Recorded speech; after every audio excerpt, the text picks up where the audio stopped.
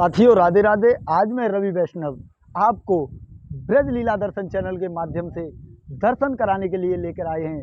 जो अक्षयवट के यह अक्षयवट जो आप देख रहे हो, यह अक्षयवट धाम आप जब काछरोट में ब्रज 84 कोस की परिक्रमा करते हो तो वहीं पर काछरोट गांव शेरगढ़ के पास में पड़ता है। तो आज हमारे साथ आप आएँ और यहाँ अक्षयवट के दर्शन हम आपको कराते हैं। तो साथियों सबसे पहले हम आपसे निवेदन करते हैं कि हमारे चैनल को सब्सक्राइब करें, वीडियो को लाइक करें, जिससे कि और हमारे इस वीडियो को ज़्यादा से ज़्यादा शेयर करें, जिससे कि यहाँ अक्षयवट के दर्शनों का लोग और भी ज़्यादा दर्शनों का जो लाभ है उसे प्राप्त कर सकें। तो आइए साथियों, हम आपको दर्शन कराएंगे यहीं अक्षयवट के। तो आप ये देख रहे हो, यही है वो अक्षयवट जो कभी क्षय न होने वाला अक्षयवट। तो आपने दर्शन कर पा रहे हो और यहीं पर विराजमान श्री रामलला जी के दरबार के भी हम आपको दर्शन कराएंगे। ये देखिए, यह रामलला जी का दरबार है यहाँ पर। तो हम आपको यहाँ अक्षयवट के दर्शन करा रहे हैं और इसी के साथ हम आपको श्री रामलला जी के दर्शन कराएंगे और यहीं पर विराजमान महामाई माँ जगदम्बे के भी हम आपको दर्शन कराएंगे। तो जो आप सामने ये दर्शन कर पा रहे हो, यह मातेश्वरी के दर्शन हैं, जिससे हम आपको अब लेकर के चलते हैं महामाई के दरबार में। तो आइए साथियों, हमारे साथ इस अक्षयवट की एक परिक्रमा करते हुए हम आपको लेकर के चलते हैं माता के दर्शन कराने के लिए। चलिए साथियों, अब हमारे साथ आप भी जुड़ें और माता के दर्शन प्राप्त करें। जय श्री राधे, जय महामाई की। तो ये साथियों, आप दरबार के दर्शन कर पा रहे हो और चलते हैं हम माता के दरबार में। जय माता दी के नाम का सुमरन करते हुए और अब हम आ चुके हैं माता के दरबार के प्रांगण में। और कहते हैं इस मंदिर का निर्माण, ये देखिए, श्री रमेश चंद्र शर्मा जी ने, अलीगढ़ वालों ने कराया। आइए अब हम आपको दरबार में माता के दर्शन करते हैं और आप भी इन दर्शनों का लाभ लें और दर्शन प्राप्त करें माता के। जय माता रानी की। और अब हम साथियों आपको लेकर के चलते हैं श्री रामलला जी के दरबार में। यहाँ पर अब हम आपको दर्शन कराएंगे। ये देखिए, तो आइए साथियों, अब हम आपको लेकर के चलेंगे रामलला जी के दरबार में। साथियों, आपने यहाँ पर अक्षयवट के यहाँ पर आप दर्शन कर पा रहे हो और अब हम आपको लेकर के चलते हैं यहाँ पर श्री रामलला जी के दर्शन पाएंगे और यहीं पर आप ये दर्शन कर पा रहे हो रामलला जी के। तो आइए हमारे साथ, अब हम आपको लेकर के चलते हैं रामलला जी के उस दरबार में जहाँ पर साक्षात विराजमान श्री रामलला जी माता जानकी जी के साथ विराजमान है। तो आप यह मंदिर प्रांगण यहाँ पर देख रहे हो। तो हमारे साथ आइए, हम आपको लेकर के चलते हैं श्री रामलला जी के दरबार में। और यहाँ पर ये देखिए, ये रामलला जी के मंदिर प्रांगण का दरबार। आइए इसी के साथ हम प्रवेश करते हैं मंदिर के प्रांगण में। तो अब हम आप मंदिर में जैसे ही प्रवेश करते हैं तो सामने श्री साक्षात वीर बजरंगबली हनुमान जी यहाँ पर विराजमान हैं। कहते हैं बजरंगबली जहाँ पर विराजमान हैं, वहीं श्री रामलला जी के दर्शन आपको जरूर मिलेंगे। और बिना रामलला के दरबार में अगर हनुमान जी ना हो तो ऐसा तो हो ही नहीं सकता। तो आइए साथियों, आप हमारे साथ हनुमान जी के दर्शन कर पा रहे हो और हम आपको दर्शन कराएंगे श्री रामलला जी के। तो ये देखिए, यहाँ पर विराजमान साक्षात श्री रामलला जी और यहीं पर ये आप दर्शन कर पा रहे हो भगवान श्री राम जी के। मध्य में, बीच में बिल्कुल श्री राम भगवान और यहाँ पर माता सीता जी के आप दर्शन कर पा रहे हो। ये देखिए, और यहीं पर इधर लक्ष्मण भैया जी भी आप दर्शन कर पा रहे हो। और यहाँ पर जो इस स्वरूप में आप ये देख रहे हो, जो भगवान कन्हैया जी के जैसे स्वरूप में, तो यह भी बाल रूप है भगवान श्री राम का। और इनके हाथ में यह लड्डू जो दिखाई दे रहा है, यहाँ भगवान श्री राम जी ने 2 उंगलियों से यह लड्डू को पकड़े हुए हैं। तो आप यहाँ पर दर्शन कर पा रहे हो रामलला जी के। और यहीं पर जो सालिग्राम जी हैं, उनके भी हम आपको यहाँ पर दर्शन कराते हैं। कहते हैं कि ये सालिग्राम जी वह सालिग्राम है जो भगवान श्री कृष्ण ने अपने मुख में रखे हुए थे। और इन्हीं पर अभी हमने देखा, महाराज श्री ने दिखाया कि इनके सालिग्राम जी के जो सालिग्राम जी हैं, इनको भगवान श्री कृष्ण ने अपने मुख में रखा। और इन्हीं पर आज तक बहुत ही प्राचीन जो कि दांतों के निशान हैं, उनके भी यहाँ पर दांत निशान दिखाई दिए इन्हीं सालिग्राम भगवान पर। तो आपने साथियों हमारे साथ भगवान श्री रामचंद्र जी के दर्शन किए। तो साथियों, आज हम आपको अक्षयवट जो कभी क्षय नहीं होता, उस अक्षय वट के आपको हम दर्शन करा रहे हैं। और यहीं पर श्री प्रयागराज जी, जो यहाँ पर इस अक्षय वट पर भगवान श्री कृष्ण के दर्शन के लिए आए, इसी तो आप यहाँ पर प्रयागराज जी के श्री चरणों के दर्शन कर पा रहे हो। और यहाँ के जो मुख्य सेवायत जी हैं, हम उनके श्री मुखारविंद से यहाँ इस अक्षय वट की जो महारास लीला है उसके बारे में आपको बताते हैं। तो महाराज जी, यहाँ पर किस प्रकार भगवान श्री कृष्ण के दर्शन के लिए और अक्षय वट के दर्शन के लिए यहाँ पर प्रयागराज जी आए, तो आप हमारे दर्शकों को और भक्तों को ये यहाँ की कथा किस प्रकार है आप सुनाएं। सीताराम। ये अक्षय वट चूँकि प्रयागराज तीर्थों के राजा हैं, तो सबको माघ में सबको प्रयागराज जाना पड़ता है। हर तीर्थ 365 तीर्थ, 4 धाम और 7 पुरी प्रयागराज पधारते हैं। सारे देवी देवता वहीं पहुंचते हैं। तो इसमें लेकिन अक्षय वट जा गए नहीं। वो कृष्ण भगवान का इंतजार में ब्रह्मा जी ने कहा था कि भगवान आएंगे यहाँ पर लीला करेंगे, तुम्हारे साथ खेलेंगे, तुम्हारे पत्तों में खेलेंगे, छिपेंगे, तो इसलिए तुम यहीं रहना। तो वो जा नहीं पाए। तो प्रयागराज ने देखा कि कुछ लोग हैं जो नियमित नहीं आए, तो राजा होने के कारण वो देखने चले आए प्रयागराज कि क्या क्यों अक्षय वट क्यों नहीं आया, कारण कुछ पता करने के लिए। तो अक्षय वट जब प्रयागराज यहाँ आए तो प्रयागराज जी का चरण चिन्ह है। तो प्रयागराज जी ने को बताया कि मुझे बाबा ब्रह्मा जी ने कहा है कि यहाँ इंतज़ार करने के लिए, तो मैं नहीं जा पाया। तो प्रयागराज जी को अक्षय वट ने कहा कि महाराज आप प्रयाग पहुँचो, तब तक मैं अपनी एक शाखा वहाँ भेज देता हूँ, भेज रहा हूँ, और वहाँ हमेशा के लिए स्थापित रहेगी। तो आपको प्रयागराज में इनकी एक शाखा मिलेगी, और वो शाखा यहीं से मतलब यहीं से गई है। इनका क्या है ना कि ये जब भी पृथ्वी का प्रलय होता है, तो प्रलय काल में धरती जलमग्न हो जाती है, उलट जाती है, तो ये दूसरी तरफ से इनकी शाखाएं फिर निकल जाती है। इसलिए इनका क्षय नहीं होता है, हर काल में इनका फिर उदय हो जाता है। इनका इसलिए इनका नाम अक्षय वट है। तो इनकी शाखाएं धरती के नीचे नीचे जाकर के प्रयागराज में निकली और लेटे हनुमान के पास, जो मुगलों ने बीच में बंद कर दिया था और किला को, तो बाद में योगी जी ने इसको खुलवाया 2017 में।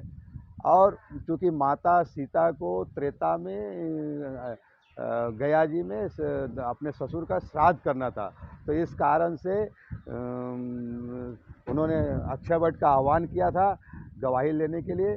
तो अक्षय वट अपना एक शाखा वहाँ भेज दिए, जिसके कारण वहाँ भी एक अक्षय वट है।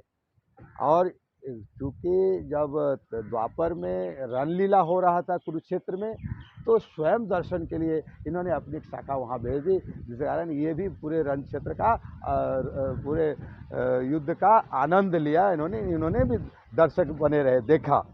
इस तरह से अक्षय वट इनकी 3 और शाखाएँ हैं, 4 ये हैं। और अक्षय वट में आप कुछ भी करते हैं, इसकी जिस तरह अक्षय तृतीया को करने, कोई भी धर्म करने से उसका क्षय नहीं होता है, तो उसी तरह इनका भी यहाँ पर भी आप कुछ भी धर्म करते हैं, कर्म करते हैं, प्रदक्षिणा करते हैं, तो उसका क्षय नहीं होता है, और उसका पुण्य फल हमेशा अक्षय रहता है। यही है इनकी अक्षय वट की महिमा। और इस अक्षय वट की 4 परिक्रमा हम आप बताते हो, हाँ, तो इसका क्या महत्व है और क्या इससे हमें मतलब देखो, लोगों को प्राणी जगत मनुष्य मात्र को 4 चीज़ों की ज़रूरत होती है, जिससे उसका उस जीवन में 4 प्रकार की चीज़ें की पदार्थ की ज़रूरत होती है: अर्थ, धर्म, काम और मोक्ष।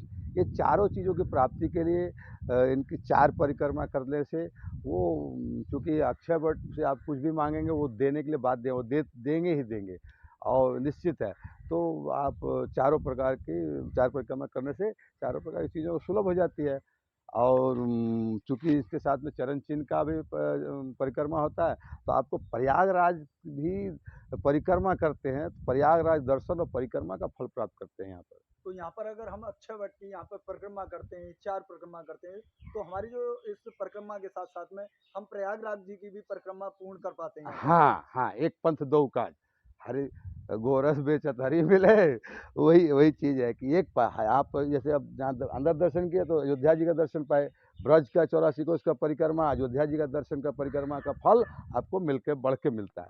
फिर इसका परिक्रमा करते हैं तो 84 कोस परिक्रमा, अक्षय वट परिक्रमा प्लस आपको प्रयागराज जी का परिक्रमा का वहाँ फल मिलता है, प्राप्त होता है।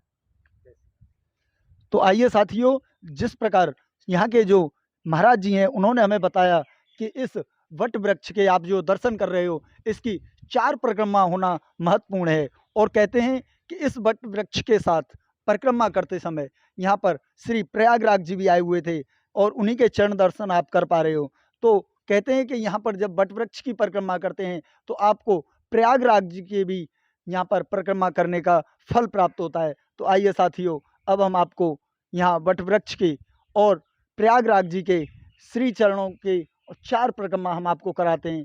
तो आइए साथियों, हम यहाँ पर परिक्रमा कर पा रहे हैं और यहाँ के जो फल है उसको भी हम प्राप्त करेंगे और आप भी हमारे साथ मन से इस परिक्रमा को पूर्ण करें, जिससे कि आपको भी इस वट वृक्ष की परिक्रमा का फल और श्री प्रयागराज जी के श्री चरणों का और दर्शनों का फल प्राप्त हो। तो चलिए साथियों, हम भी यह परिक्रमा करते हैं। आज हम पहली बार इस वट वृक्ष के दर्शन कर रहे हैं और आप भी हमारे साथ यहीं पर इस वट वृक्ष के दर्शन कर पाओगे। तो हम पहली परिक्रमा यहाँ पर पूर्ण कर चुके हैं और ये देखिए, हम फिर प्रयागराज जी के श्री चरणों के दर्शन आपको करा रहे हैं और अब यहीं से हम दूसरी परिक्रमा ये आप दर्शन कर पा रहे हो इसी वट वृक्ष के, जहाँ पर भगवान श्री कृष्ण इसी वट वृक्ष पर आकर के लीलाएं की। तो आइए हम दूसरी परिक्रमा भी यहाँ पर आपको कराते हैं, आप हमारे साथ यह परिक्रमा पूर्ण करेंगे। तो चलिए साथियों, हम दूसरी भी परिक्रमा आपको कराते हैं। ये देखिए, यहाँ का कितना कितना प्राचीन ये वट वृक्ष आप देख रहे हो और यहाँ पर ये देखिए कितना बहुत ही बीच में बहुत बड़े प्रांगण में होते हुए यह वट वृक्ष फैला हुआ है। ये आप देख पा रहे हो, दर्शन कर पा रहे हो और इसकी शाखाएं, कहते हैं 4 शाखाएं इसकी बटी हुई हैं। प्रयागराज में भी बताते हैं, बाबा ने बताया कि प्रयागराज में भी है। लेकिन एक बार जब वट वृक्ष यहाँ से अक्षय वट है ये, तो ये यहाँ से जब प्रयागराज जी तक नहीं गए तो स्वयं प्रयागराज महाराज यहाँ पर आए और अभी साथियों हमने अब यह दूसरी परिक्रमा को भी पूर्ण किया है। तो ये देखिए, हम फिर प्रयागराज जी के श्री चरणों के दर्शन करा रहे हैं और आप दर्शन कर पा रहे हो उसी वट वृक्ष के। तो आइए साथियों, अब हम यहाँ की तीसरी परिक्रमा भी पूर्ण कर रहे हैं। ये देखिए, अब हम यहाँ की ये तीसरी परिक्रमा कर रहे हैं और यह देखिए कितना बीच प्रांगण में ये वट वृक्ष फैला हुआ है और यहीं पर गौ माताएं भी यहाँ पर ये देखिए रहती हैं, इनके भी आप दर्शन कर पा रहे हो। और ये देखिए, यहीं पर भगवान श्री कृष्ण गौचारण लीला भी किया करते थे। तो आज आप गौ माता के भी दर्शन यहाँ पर कर पा रहे हो। ये देखिए, और हम अब ये तीसरी परिक्रमा पूर्ण कर रहे हैं। ये देखिए, और यहीं पर माँ जगत जननी शेरावाली के आप दर्शन हैं, हम यहाँ के भी आपको अभी दर्शन कराएंगे। इससे पहले हम यहाँ की जो 4 परिक्रमाओं का महत्व है, उन चारों परिक्रमाओं को हम पूर्ण करते हैं और आपको भी यहाँ की 4 परिक्रमा अवश्य कराते हैं। और अब हम तीसरी परिक्रमा भी पूर्ण करने के लिए जा रहे हैं और आप फिर देखिए, यहाँ पर श्री प्रयागराज जी के श्री चरणों के आप दर्शन कर पा रहे हो।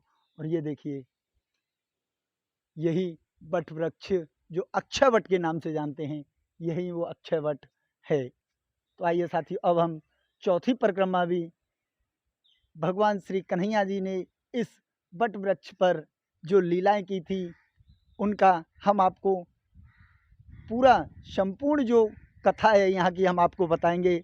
लेकिन उससे पहले हम अब यह चौथी परिक्रमा है उसे भी पूर्ण करते हैं, जिससे कि हमें श्री प्रयागराज जी और भगवान श्री कृष्ण के इस अक्षय वट की जो फल प्राप्त होता है वह हम प्राप्त कर सकें और आप भी इस परिक्रमा का फल अवश्य प्राप्त करें। तो आइए साथियों, अब हम चौथी परिक्रमा भी पूर्ण कर रहे हैं। ये देखिए, और हम यहाँ की जो यहीं पर भगवान श्री राम लला का भी दरबार है, हम आपको वहाँ के भी अद्भुत दिव्य दर्शन कराएंगे। तो आप और हमने ये देखिए साथियों, चौथी परिक्रमा भी आज हम पूरी कर पाए हैं और यहीं पर श्री प्रयागराज जी के श्री चरणों के दर्शन आप फिर कर पा रहे हो। कहते हैं, तो साथियों, आपने हमारा ये वीडियो अंत तक देखा, उसके लिए हम बहुत बहुत धन्यवाद आपको।